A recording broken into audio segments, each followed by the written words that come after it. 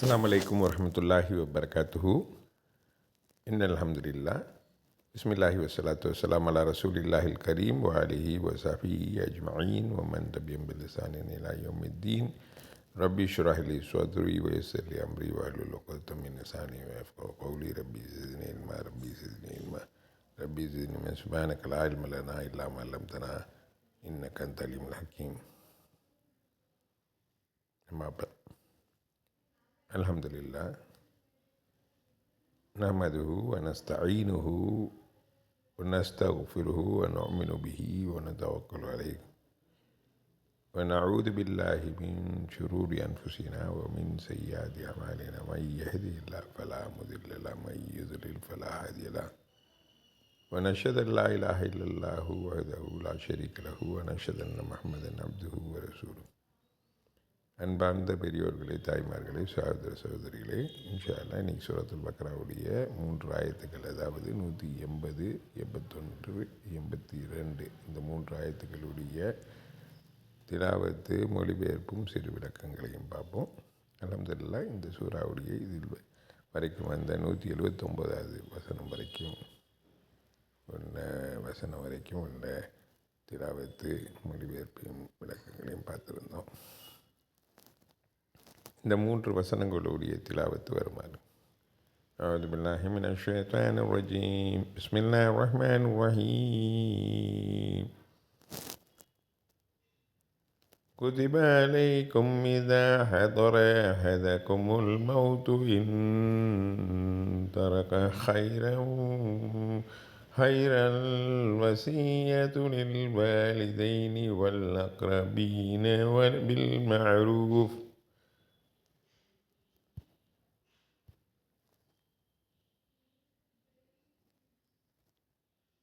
حقا على المتقين.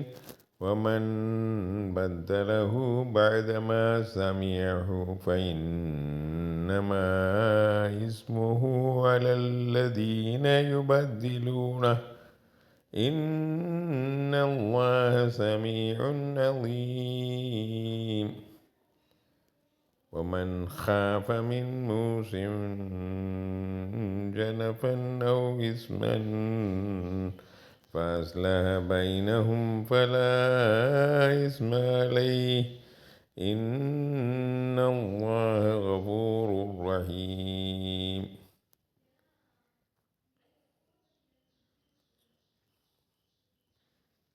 இந்த 3 வசனங்களுடைய மொழிபெயர்ப்பு வருமாறு. குத்திப, ஏற்கனவே இதை முந்தின வசனத்திலையும் பார்த்துருந்தோம். குத்திப எழுதப்பட்டுள்ளது, விதியாக்கப்பட்டுள்ளது, அலைக்கும் உங்கள் மீது, இதா பொழுது, ஹதர ஆஜராகும் பொழுது, நெருங்கும் பொழுது, அஹதக்கும் உங்களில் ஒருவருக்கு, அல் மவுத் மரணம். அந்த மவுத்து தான் இந்த ஹதரக்கு ஃபாயில்னு சொல்லுவாங்க. அந்த செயலை செய்யக்கூடிய ஃபாயில். அதாவது மவுத்து ஆஜராகும் பொழுது உங்களுக்கு ஒருவருக்கு, அதாவது மரணம் நெருங்கும் பொழுது உங்களில் ஒருவருக்கு, தரக்க நீங்கள் விட்டு சென்றால், ஹைரன் சிறந்ததை, அப்படின்னா செல்வத்தை, சொத்தை, அல் வசியத்து வசியத் செய்வது, செய்ய வேண்டும் அப்படின்னு சொல்லலாம். லில் வாலிதைனி 2 பெற்றோர்களுக்கு, அப்படி அதுன்னா பெற்றோர்களுக்கு, வல் அக்ரபீன மேலும் நெருங்கிய உறவினர்களுக்கு, நெருக்கமானவர்கள்னால் நெருங்கிய உறவினர்கள், பில் மாரூஃபி நன்மையான முறையின், நியாயமான முறையின், ஹக்கன் அலல் முத்தகீன் கடமையானது.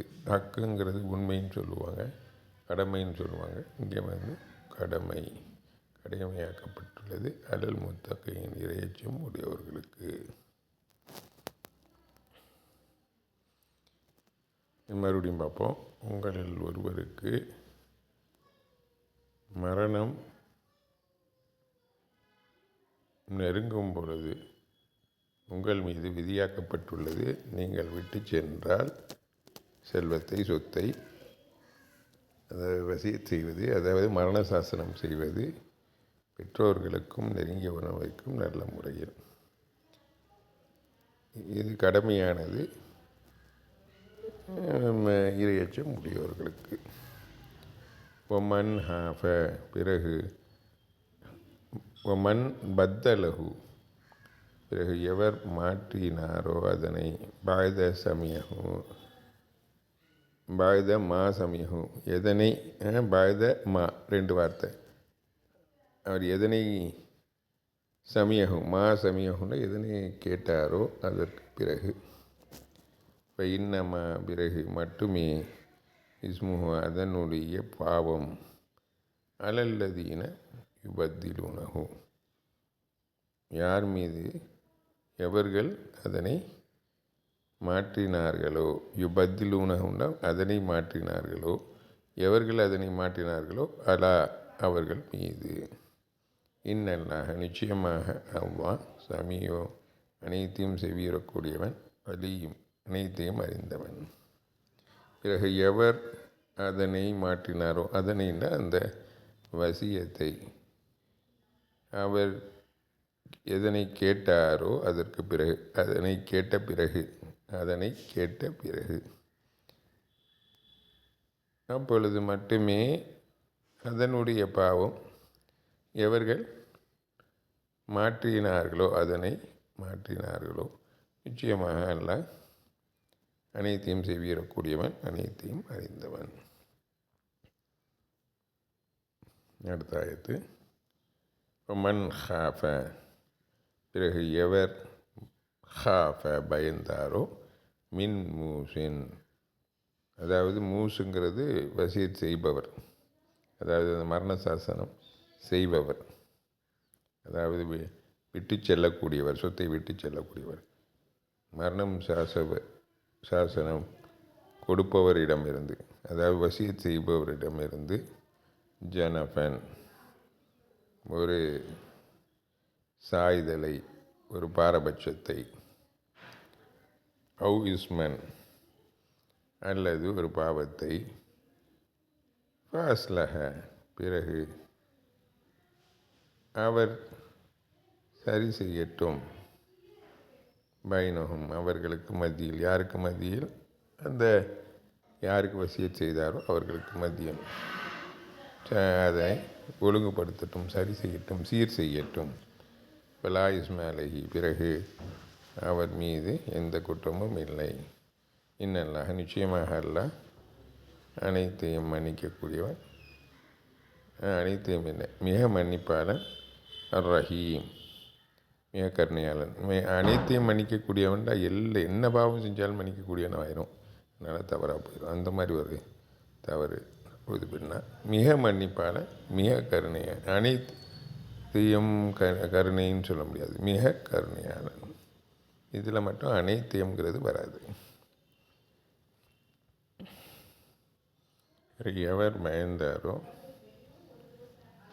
அந்த வசியத் செய்வரிடம் இருந்து ஒரு பாரபட்சத்தையோ அல்லது பாவத்தையோ பிறகு அவர் சரி செய்து கொள்ளட்டும் அவர்களுக்கு மத்தியில், பிறகு குற்றமில்லை அவர்கள் மீது. நிச்சயமாக அல்லாஹ் மிக மன்னிப்பாளன், மிக கருணையாளன்.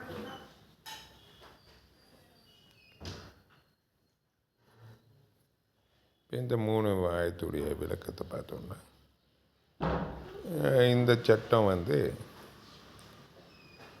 நிறையா ஹதீஸ் மூலமாகவும் நிறையா முஃபஸிர்களுடைய விளக்கத்து மூலமாகவும் நம்மளுக்கு இந்த சட்டம் இது அதாவது சூப்பர் சீட் ஆயிடுச்சு. அதாவது அதுடைய இறுதி சட்டத்தை இது மேலே நம்ம இதற்கு ஒரு பெரிய சட்டமாக அது மாறிடுச்சு. அதாவது அப்ரகேஷன், அதாவது மாற்றப்பட்டதுன்னு சொல்லாமல் இதற்கு அந்த சட்டம் ஆனால் சில பேர் சொல்கிறாங்க, அதாவது சூரத்துல் நிசாவுடைய 11வது ஆயத்தில் யார் யாருக்கு என்ன இதுகள்னு சொல்லி யாரை அந்த சொத்துடைய உரிமையாளர்கள் யாருக்கு சேர வேண்டும் என்று அல்லாவே தெளிவாக அதை பிரிச்சிருக்கிறான். ஸோ இது வசியத் செய்யணுங்கிற ஒரு இது இல்லாமல் போயிடுது. பட் இந்த ஆயத்தை எடுத்துக்கலாம். அதாவது இது அந்த யார் அந்த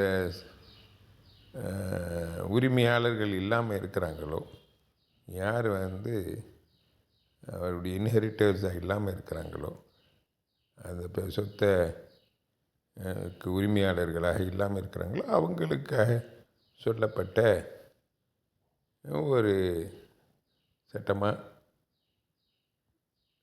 சட்டம் இல்லை, ஒரு ரெக்கமெண்டேஷனாக சொல்லப்பட்டிருக்குன்னு சொல்கிறாங்க. எதாக இருந்தாலும் வசியத் செய்கிறதுங்கிறது இப்போது அந்த சட்டம் வந்ததுக்கப்புறம் ஒரு 3ல் 1 பாகத்துக்கு மேலே யாருக்கும் செய்யக்கூடாது. அதுவும் இந்த வசியத் செய்கிறது அந்த உரிமையாளர்கள், இந்த சொத்து இந்த சூரத்துன் நிசாவில் இருக்கக்கூடிய உரிமையாளர்களுக்கு தனி வசியத்து செய்ய முடியாது. ஏன்னா அது அந்த உரிமையை அவங்க பெறுறாங்க அந்த இது முறையில், இந்த சொத்து விகிதாச்சார முறையில். ஸோ அது இந்த மாதிரி தெளிவாக்கப்பட்டுக்கிறான்ல, அதை ஒரு கடமையாக்கிட்டான். சொத்தில் சொத்து பிரிவினையில் ரொம்ப எச்சரிக்கை செலுத்துகிறான். அதாவது ஒரு சொத்து பிரிவினையில் தவறு செய்கிறதுங்கிறது ரொம்ப பெரிய ஒரு பாதகமான செயலாக போயிடும், நரகத்துக்கு தள்ளக்கூடிய ஒரு செயலாக மாறிடும். அதனால் அது ரொம்ப கேர்ஃபுல்லாக இருக்கணும். இப்போ இந்த சட்டம் இறங்குற நேரத்தில் என்ன சொன்னது, அதாவது மரணம் ஒரு ஆளுக்கு நெருங்குது, அவர் மரணிக்க போகிறார், மரண படுக்கையில் இருக்கிறாரு. 1 நாளோ 2 நாளோ அவர் படுக்கையில் இருக்கும்போது அவர் அந்த சொத்து ஹைருங்கிறது இந்த இடத்துல சிறந்ததுங்கிறத விட சொத்துங்கிறது தான். சில இடத்துல மொழிபெயர்ப்பு அதுக்கு சொத்துக்கு தான் வருது. அதாவது செல்வம் சொத்து அதுக்கு தான் வருது. ஸோ அவருடைய சொத்தை அவர் பெற்றோர்களுக்கும் நெருங்கிய உறவினர்களுக்கும் நல்ல முறையில் பிரித்து கொடுக்கணுங்கிறது இருந்துச்சு இந்த சட்டம், அந்த சூரத்துல் நிசா சட்டம் வர்றதுக்கு முன்னால். இது ஒரு கடமையாக போயிடுறதாக, அதாவது முத்தகீன்கள் மீது அவர் கடனை அவர் செய்ய தவறாமல் இருக்கக்கூடாது. அவர் மரண படுக்கையில் இருந்தார்னா அவர் செய்யணும். 1 நாளோ 2 நாளோ அவர் மரண படுக்கையில் இருந்தாலும் செய்யணுங்கிறது ஸல்லல்லாஹு அலைஹி வஸல்லம் ஒரு ஹதீஸ் மூலமாக சொல்லப்பட்டது. அதுக்கப்புறம் தான் இந்த சட்டம் அந்த சூரா நிசால 11வது ஆயத்தில் 12வது ஆயத்துலேயும் தெளிவாக்குறாங்கிற விட இந்த சட்டத்தை அந்த சொத்து சட்டம் இறக்கப்படுது. அடுத்த ஆயத்தில் பார்த்தா, இந்த வசியத் செஞ்ச வசியத்தை யாராச்சும் கேட்டதுக்கப்புறம் அதை மாற்றினாங்கன்னா அவங்க மேலே அது ஒரு பெரிய பாவமாக போயிடுது. என்ன இந்த மாற்றக்கூடியது நான் கேட்கக்கூடியவனாகவும் நான் அறியக்கூடியவனாகவும் இருக்கிறான். அதனால் அந்த இதிலேருந்து அந்த தவறு செய்யக்கூடாதுங்கிறத சுட்டி காட்டுறான். ஆனால் இந்த வசியத் செய்கிறவங்க வந்துங்கிட்டு இப்போ சொத்து பிரித்து கொடுக்கக்கூடியவங்க, அந்த வசியத் செய்தவங்க ஏதோ ஒரு ஒரு கருணையின் அடிப்படையிலையோ ஒரு அன்பின் அடிப்படையிலையோ ஒரு கொஞ்சம் பாரபட்சமான ஒரு இதாக இருக்குது, அல்லது அதில் ஒரு சில பாவங்கள் இருக்குது அப்படின்னு சொல்லி அவர் நினைத்தாருன்னா அவர் அந்த உரிமையாளர்களை அழைத்து அவங்களுக்கு இடையே பேசி ஒரு சமரசம் பண்ணால் அதில் ஒரு குற்றம் இல்லை. அவங்க சமரசம் பண்ணுறது ஒரு சிறந்த செயலாக போயிடும் அப்படின்னு சொல்லி அடுத்த ஆயத்தும் வருது. இது அந்த சொத்து விகிதாச்சாரத்தை சொல்லக்கூடிய அந்த சூரா நிசாவுடைய சட்டம் அது ஏற்பட்டதுக்கு முன்னால்னு சொல்லுவாங்க. அல்லாஹ் தான் இதனுடைய உண்மையான விஷயங்களை விளங்கக்கூடியவனாக இருக்கிறான். அல்லாஹ் ஆயிலம்.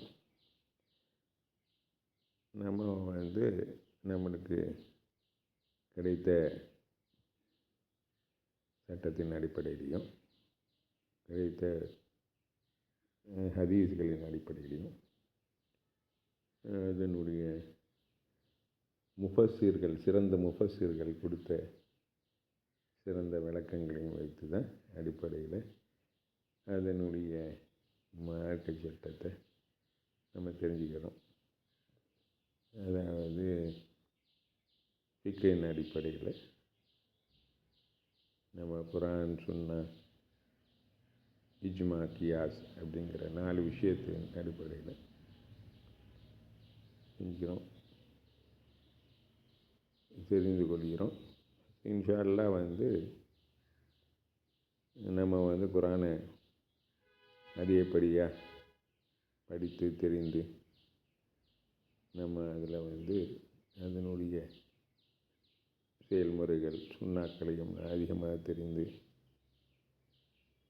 அதனை செயல்படுத்தக்கூடிய ஒரு உம்மத்தாக நாம் இருப்போமாக. இதன் அனைத்தையுமே அல்லாஹ் நம்மளுக்கு தௌஃபீக் செய்வானாக. நம்மளை இதை நம்ம அமல்கள் எல்லாமே இறைவனுடைய